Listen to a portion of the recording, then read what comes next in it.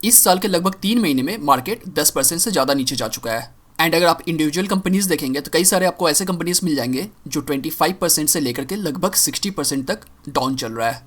तो यहाँ पे एक ऑब्वियस क्वेश्चन आता है कि क्या ये बॉटम फिशिंग का टाइम है? क्या ये वो टाइम है जब हमें मार्केट में स्टॉक्स मिनिमम प्राइस पे मिल रहा है, मार्केट और इससे नीचे नहीं जाएगा, ये बॉटम आ चुका है और यहाँ से जो भी स्टॉक्स होंगे वो ऊपर ही जाएगा? तो इस वीडियो में हम लोग यही सब बात करने वाले हैं। 5 ऐसे पॉइंट्स का बात करेंगे जो आपको ध्यान में रखना चाहिए अगर आप बॉटम फिशिंग के बारे में सोच रहे हैं तो।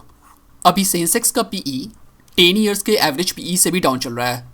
अभी सेंसेक्स का पीई है 21 के आसपास, जबकि 10 ईयर का इसका एवरेज पीई है 23।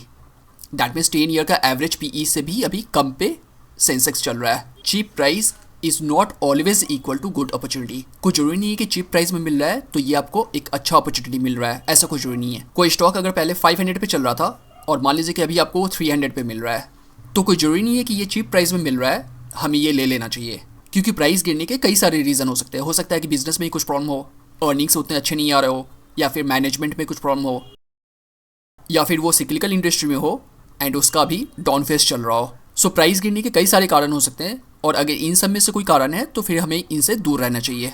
ऐसे कंपनीज जिसका इनपुट या तो पेट्रोलियम है या फिर उसके डाउन स्ट्रीम प्रोडक्ट्स है, उनसे हमें अभी दूर रहना चाहिए, क्योंकि अभी ये मैटर पूरा सॉल्व नहीं हुआ है। क्योंकि इनपुट अगर पेट्रोलियम है या फिर उसके डाउन स्ट्रीम प्रोडक्ट्स है एंड क्योंकि पेट्रोलियम का प्राइस ऊपर जा चुका है, that means input cost company का ऊपर होगा एंड हेंस अर्निंग नीचे होगा, और उस केस में मार्केट उसको रिवॉर्ड नहीं करेगा, प्राइस और भी नीचे जाएगा।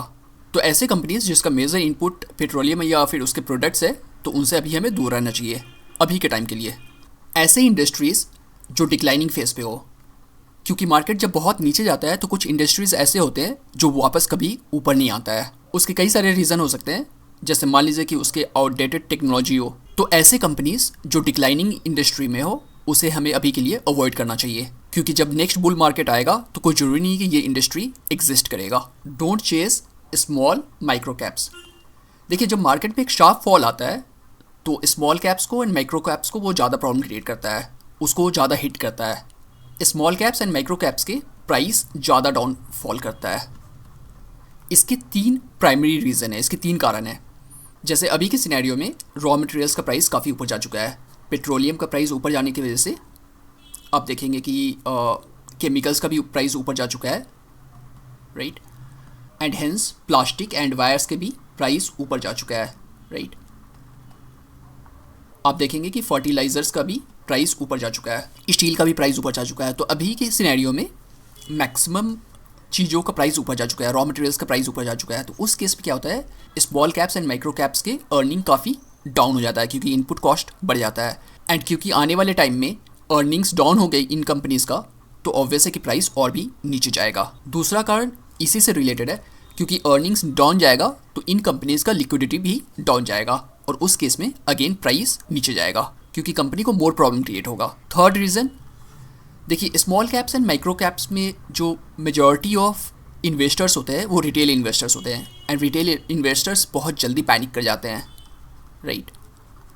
और उस केस में प्राइस अगेन डाउन जाता है। एंड शायद अभी ऐसा वो टाइम नहीं आ चुका है जो मार्केट बॉटम हो चुका है small caps and micro caps के लिए। ऐसा चांसेस है, हो सकता है कि ये बॉटम हो जाए, बट ऐसा बहुत कम चांस है कि ये बॉटम आ चुका हो, क्योंकि small caps and micro caps के अगर आप पीक चेक करेंगे तो ये अभी उतना ज़्यादा नीचे नहीं आया है compare to mid caps and large caps. Large caps and mid caps के पीई ज़्यादा नीचे आ चुका है अपने एवरेज के कंपैरिजन में, जबकि small caps and micro caps में अभी पीई अपने एवरेज के कंपैरिजन में उतना ज़्यादा नीचे नहीं आया है। But again you never know, हो सकता है कि ये बॉटम हो, बट ऐसा कम चांसेस है। एंड द लास्ट पॉइंट जो आपको ध्यान रखना चाहिए कि डोंट गो ऑल इन। देखिए, अभी जो मार्केट थोड़ा नीचे जा चुका है तो ऐसा नहीं है कि हमें अग्रेसिव बाइंग करना चाहिए, अग्रेसिव बाइंग को हमें अवॉइड करना चाहिए।